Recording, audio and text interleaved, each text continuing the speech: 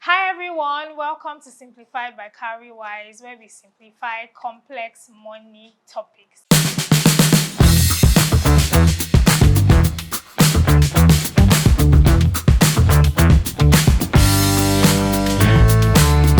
Today with me is Funto Ibuoye.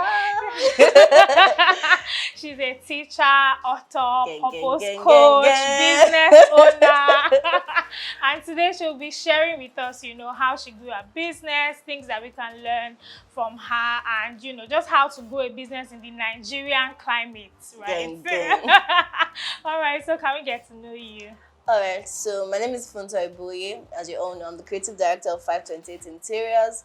What else? I'm married, I have 2 children. Yeah, basically I'm an author of 5 books. Yeah, I'm in my early 30s. Interesting. Do you want to share the titles of those books? Okay, my first book was Beautified, then The 31 Woman, then In Love with Haba, The Purpose Room, and Recalibrate. And I have a new book coming on soon. So before we know it now, you're saying I'm an author of 6 50 books. I don't know. We'll get to 50, but yeah, let's see how it goes. So how was growing up for you? Okay, so interestingly, I was one of those kids that was born outside wedlock. Oh, okay. So my mom had me while she was in school, and then my mom and dad didn't eventually get married to themselves. So my mom married someone else, my dad married someone else. So I'm literally in between 2 families. So did you have any inclination when you were growing up that you would end up, owning a business, No, that employing was people? not even in my purview. I remember when I was in school, I studied accounting, and my goal in life then was literally to be the first female president of ICANN. So I was very career driven. I used to see myself in boardrooms. So business was not like, God, I feel like God just threw me into business. It wasn't part of my dreams for myself. So no, I didn't see it coming.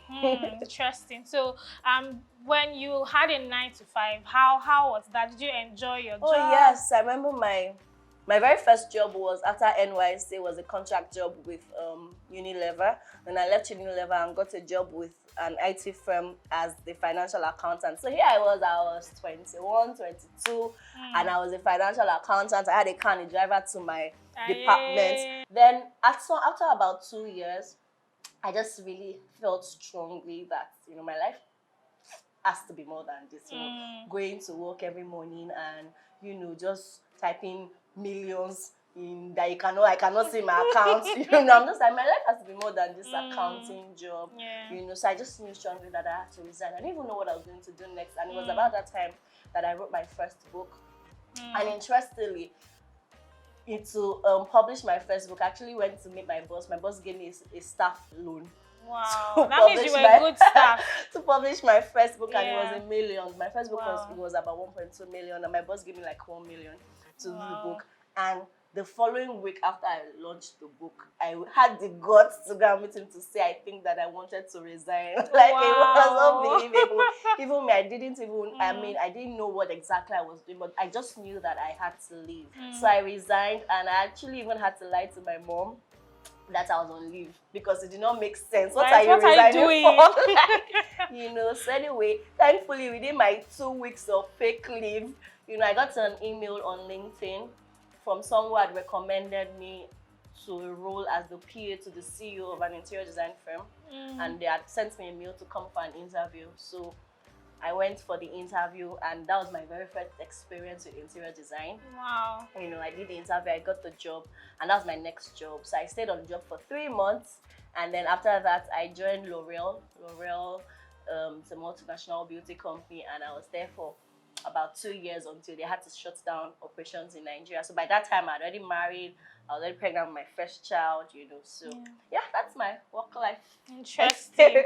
Okay, so now let's talk about your business, interior design. You said that you spent only like 3 months as the PA of, a CEO of an interior design firm. So what did you see in that 3 months that made you feel like I'm going back to this? I used to volunteer a lot for events. I was volunteering for one of these events, and I met the MD of L'Oreal was one of the keynote speakers, and then I had already written my first book then, so it came across, and my first book was a book on beauty, you know, beauty and inspiration. So it came across my first book. It was so neat, it was so well done that even today people still ask me when they say the book if I did it in Nigeria. It was so beautifully done, right? So he saw the book and he asked, oh, who did this book, you know, and then he came to call me next and gives me his card. I should come and see him on Monday. So I go see him on Monday from meeting. He sent me to the HR, it became interview, you know. So that was how I left the interior design company to join L'Oreal. Yes, so that was my very first encounter, and it just stirred up something. So by the time I left L'Oreal, I was pregnant, then I eventually gave birth to my child, and I was now a full housewife. And I'm like, God, this is not my life now. What am I doing at home? And I remember that I used to be so upset with my husband every time we would go out. I'm like, so you are going out, me, I'm here, backing baby, breastfeeding baby, cleaning house. What am I doing? You know? So it was around that time that I just said, you know what, I need to do something with my life. So interestingly, a friend of mine just sent me a flyer on an interior design training, and that's how I went for the training. And yeah. So how did you start and grow your business? After training, so people who did well in the training were given opportunity to intern. So I was one of those. I interned with her with 6 cents for 3 months, and it was one of those days I was interning at a project where I was supervising, and I just took a picture of myself and posted it on Instagram. Remember the day was November 1, 2016. Wow. I posted on Instagram and just said, oh guys, yeah, I'm now an interior designer, so if you need my services, all at your girl. And that day, I got my first 2 clients. I remember those first 2 projects. Nobody prepared me for what I was entering into, you know, dealing with artisans. I cried though. I literally cried. Those my first few projects because artisans, that's another discussion for another day. But you know, thankfully I had a friend who had started her own interior design business about 2 years before me. So she kind of gave me like a soft landing, you know, she helped me feel, she gave me some of her artisans to work with. And so it was like a soft landing for me. Yeah, shout out to my friend Morenike. If I had issues, I could go to her to like, I'm having challenges here. Have you ever experienced this before? How did it go? You know, so yeah, those were my first few months. And then after a while, after about 2 years, you know, or almost 2 years, I just started to have the strong nudging to get a studio. It was getting the space that kind of helped put structure in place. So we now had the space. I had about 3 or 4 staff, maybe 2 were interns, 2 were full-time staff, you know, getting the space kind of brought to for the need to now put proper structure, you know. So I had to get like a consultant, an administrative consultant, accounting consultant, a legal consultant. So just to put all the, you know, and then after then, I think after then we just really continue to grow from there. So yes, that's awesome. I feel like if you are watching this and you know you've been a one-man business, you know, for a while, there's so much to learn about like how structure can literally be what you need to expand, right? And you know, employ more people, get more hands. And now we have Lagos branches in Lagos and Abuja. So because we're able to, you know, put structure in place in Lagos, I was able to now also moved to Abuja. So there's a team working in Abuja, and here I am in Lagos because there's that structure in place too. For expansion. Awesome. So let's talk about that a bit, right? So you are here, you know, in Lagos, but you also have like a space in Abuja. And we've heard, you know, many stories of staff, maybe I don't know, running away with one thing or doing that, right? How have you been able to manage like your business from here, but also making sure that things are running well in Abuja? Yes, I think that, I mean, I've had my fair share of interesting stuff. I've cried over staff who, after we've spent so much money training, and then the very next week they sent their resignation letter. I'm like, why don't you tell me you're going to resign before we spend all this money? You know, but I feel like, I mean, not to over-spiritualize it, I just feel like God has just blessed me with good people. So even how Abuja started, so we had gotten a staff who came to work with us in like 2020 mid-year, and I mean, she was amazing, one of our amazing staff. And then by November, she comes to say, that she's getting married and she her husband is based in Abuja, so she'll have to resign. I'm like, okay, no problem. And so, I mean, I wasn't thinking about anything. It was towards the end of the year, it just came to my mind that, oh, speak with this lady and ask her if she'll be willing to start the Abuja branch. And in January, she got back to me. So I'm like, okay, I'm going to come to Abuja and we'll have a meeting just to plan how we'll go about it and all of that. So I go to Abuja, I have a meeting with her, and then say, okay, she came up with some stuff that would. And then the very next day, that same feeling that I had about getting a space in Lagos came again so strong and said, get a space in Abuja. I'm like, we've never started anything. Long story short, we go shopping for space the very next day. And we'll just find this great space at a ridiculously amazing price that was so ridiculous because all the other spaces we've been saying, or we checked, were like 7 million, 5 million. You know Abuja now, but this one, by the time they calculated everything, was less than 2M. And then because she had been with us for 6 months in Lagos before, so she understands the company culture, she understands our processes. So she was the one she's the one who is there, managing the team in Abuja. So yes, that's just better. Amazing. I think one thing that I picked up from what you just said is just the power of relationships and people, right? Because at the end of it, if you're not able to be everywhere, you would need certain types of people, right, to represent you in those places. And I'm sure if you were a bad boss as well, the girl would just be like, peace. I know, right? Literally. Yeah, you'd be like, no, I can't open anything in Abuja. Literally. So, that's actually a very good point. Yeah, being a good person generally. Okay, true. Awesome. So now let's talk about money in business. I think let's start with paying staff. How is that like?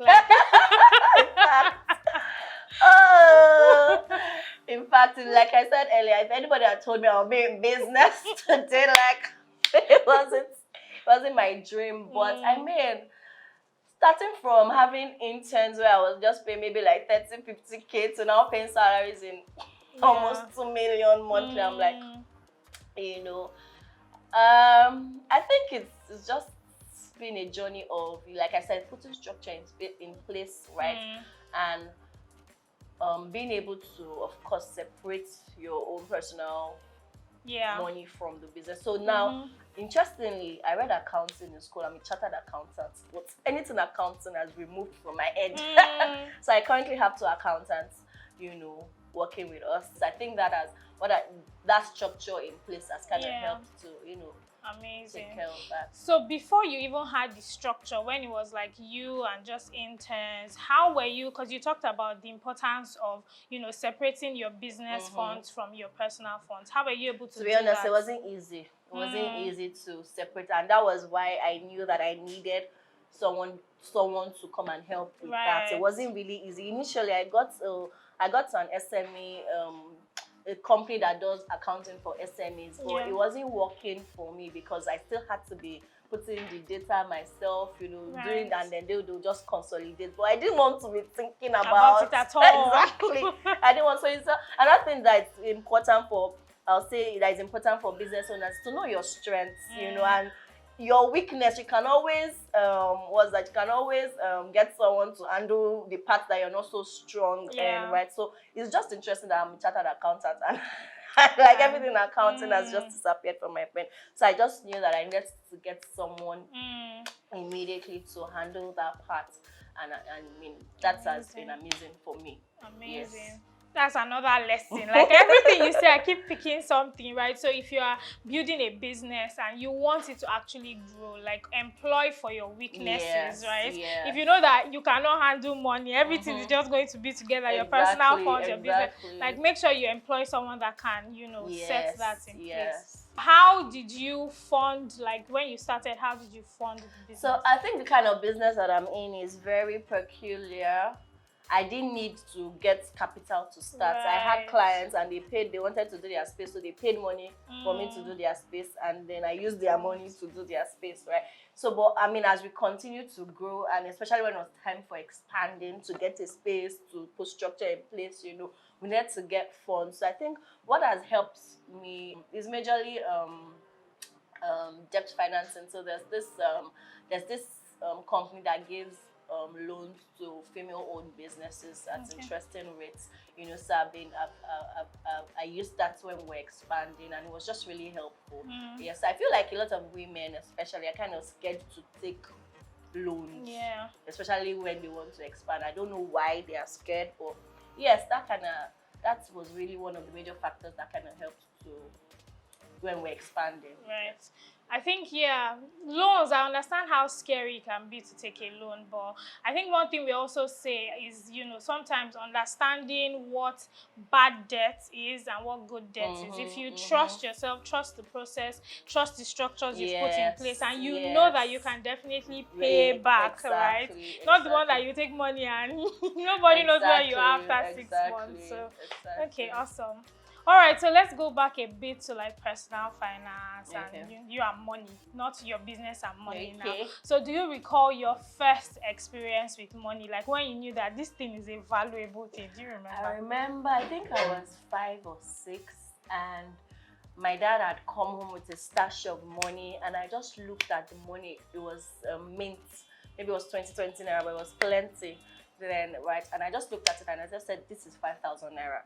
And he just looked at me like, how did you know this is 5,000 naira? I know that's that's the very first. It stayed in my brain because of how my dad looked at me like, whoa, how did you know? Right. You know, yes, that's your first experience.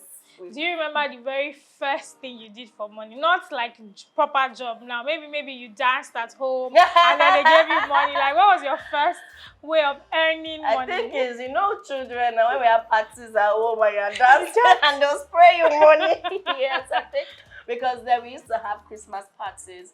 You know, my grandparents used to host Christmas parties, so different family will come and they will have a party on the 26th of December. We'll dance, cultural dance. Like, we used to take it really serious. Me and my cousins take it very serious. We'll dance, so everybody will spray us, you know. So I think that was my first. Okay, so would you consider yourself a saver or an investor? So talking about saving and investing, let me tell you a bit about how you can grow your money and put your money to work on Cowrywise. So on Cowrywise, with one account, you can save for different purposes, right? You can save for rent, you can save for your wedding, you can save for your car, whatever, and you can also invest your money. So go to cowrywise.com right now, sign up, and begin to put your money to work. Me and saving, we don't have a good relationship. You are in an abusive relationship with saving. Like that. But yeah, I think I'll consider myself more of an investor. So I'll rather, you know, have this money, let's just invest it somewhere. That's saving. The only savings that I do personally is for my sons, you know. So and that one is because I've automated it. So every month, certain amount leaves my account into a savings account for them. Aside, I don't save personally for myself. Do you recall your best and worst money decision? Interesting question. I honestly do not recall my best or worst money decision, but I know that I've taken some great risk with money. That even me, I'm like, hey, Funto, who sent you a message? You know, yes, a few times I've gotten burnt, but I feel like one major criteria you need to be a business owner or an entrepreneur in Nigeria, you need to have courage to take risk. You can't even be risk averse, otherwise you just play small. But if you really want to play big, you need to be ready to take a lot of risks. So yes, I've taken major money risk that some have gotten burnt, some I'm like, oh yes, it made sense after all. Okay, awesome. So thank you so much for this conversation. Where can we find you online if you want to follow you? My Instagram is at Funto Ibuoye and my website is www.funtoibuoye.com. Awesome. Okay, so follow her now. All right. So thank you so much for making time. And that's it, guys. Thank you so much for watching. Please remember to like this video, subscribe, and share it with your friends. And if you know other amazing Nigerians like Funto Ibuoye that you think we should have a conversation with, please leave your suggestions in the comment section and we'll definitely have them on the show. Till next time, remember that saving and investing your money should be simple.